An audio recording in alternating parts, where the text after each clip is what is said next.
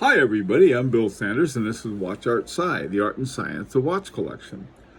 Today what I'd like to do is to review Alex's what I call the Young Professionals collection. And Alex is telling me he started off very young. At 8 years old, his first watch was this Vostok Generalski KGP automatic. This was he got this in Warsaw at a flea market for something. I think it was like 20 marks or something like this. It's still looks like it's working, and so it's sort of, as I say, takes a licking and keeps on ticking. Now, so he got his first watch that he still has when he was 8, and then he jumps to his university years, and he got this Rolex Explorer. And this is a watch that is great for a lot, very versatile kind of things. As a student's watch, it's up there for a student's watch. And but it is a good student's watch or office watch or something you need, a good reliable watch to get to class on time. So that was his university watch. Now this next one is something I think a lot of collectors would really say, "Hey, this is nice." And a Heuer Carrera 2447. Now this belonged to his grandfather, and when his grandfather died, Alex received this. Now this particular Carrera is also a chronograph, and it's an interesting watch. It sort of predates the tag ownership of Carrera or Heuer. So anyway, that's one of the early Carreras. Now, moving right along, Alex wanted something a little dressier. And the one he decided on was a Zenith Elite Reserve de Marche.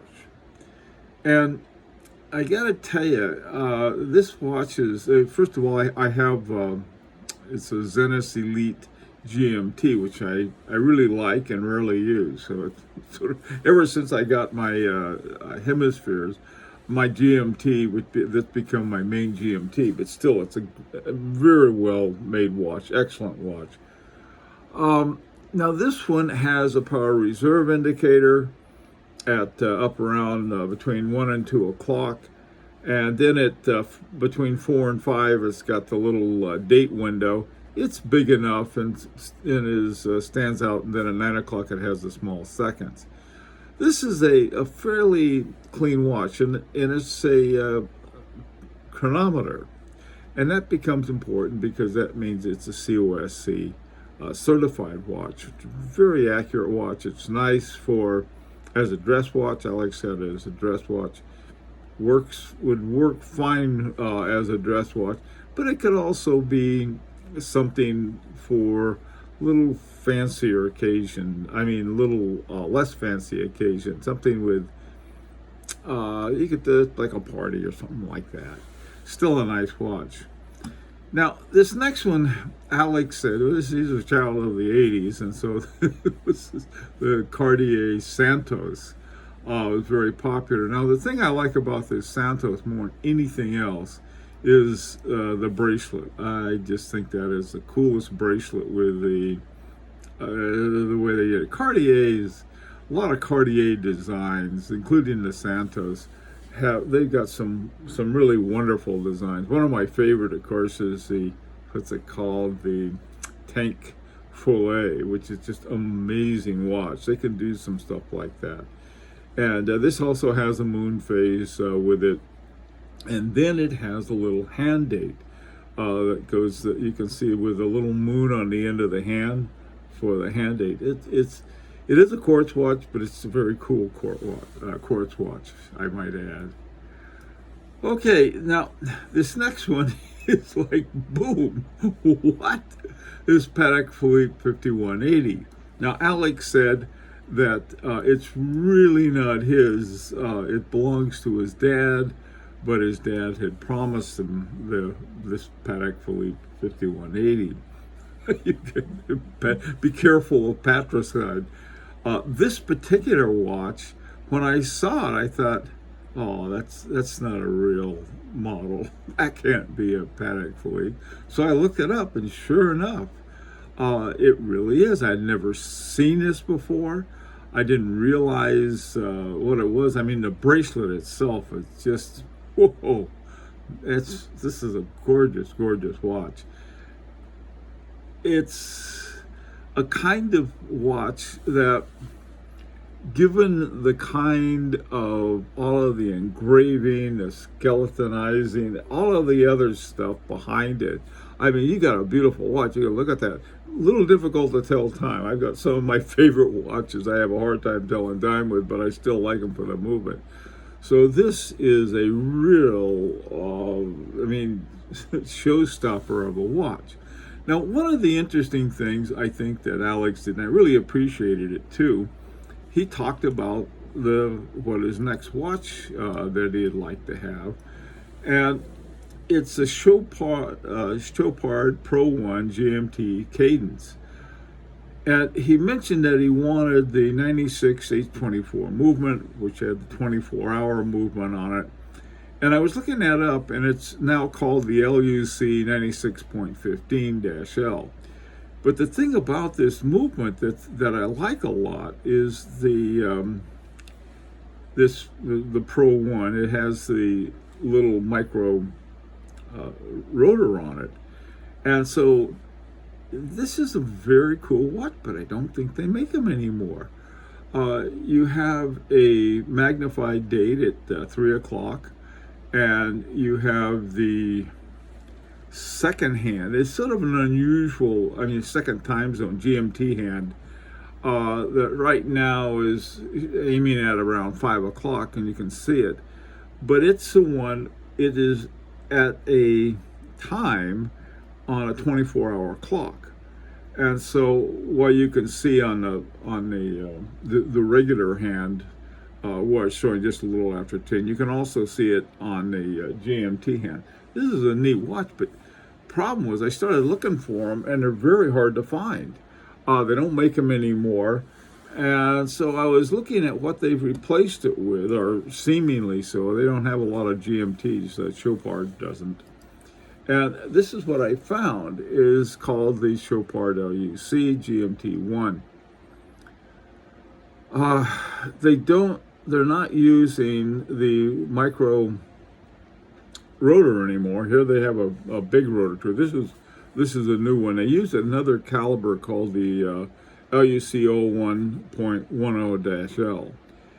And you can see that they still have that hand pointing to the outer circle of numbers on the watch, and it goes from 1 to 24, a 24-hour clock, and then on the inner circle of numbers they have 1 through 12.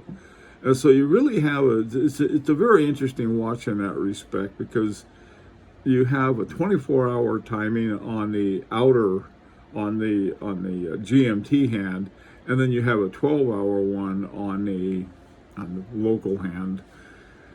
This watch, the more I looked at it, the more I thought, man, this is a very cool watch. This is really neat, and I do like it. They moved the date down from 3 to 6, and it's almost the same size of numbers as the other numbers on it. So that's, it doesn't quite stand out. I think a big fat one would do better. On my GMT, this is a GMT, the hemispheres.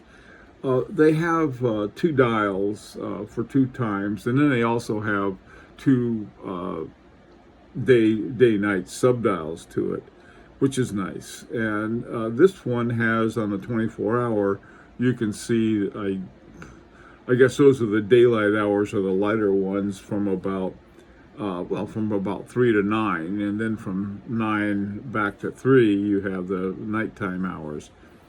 but it's that's what they have now. The other one, I got to tell you, I like Alex's choice better of the Pro One GMT Cadence. I just think it's a very, very cool watch, and again, it's an LUC, so it's an in-house movement on it. So either way, I hope he gets either one that he wants. Now, as far as recommending a watch, Alex indicated that this was the last watch he's going to get. Okay, well, he doesn't have the disease, I guess. I would still, what I would recommend, I think it would be a very cool watch.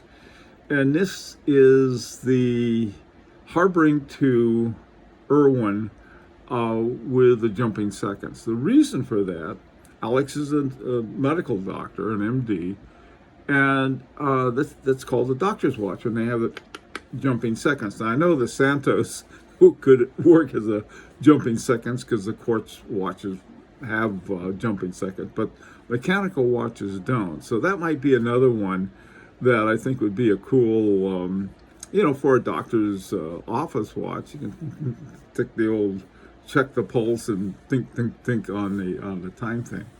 Well, listen, this is, like I said, this is a young professionals collection, and I think it's very interesting and where it's been, where it's going. And but I'd like to hear any kind of suggestions and ideas that you might have for Alex. And if you have a collection that you'd like to be reviewed, please send it in at the end of the video, the very end. There's a little video link that you can click, and it'll tell you everything you need to do to have it reviewed. So this was a lot of fun for me, and I hope you too. And so till next time, this is Bill Sanders for Watch Art Side, the Art and Science of Watch Collection. And this is an invitation to subscribe if you'd like.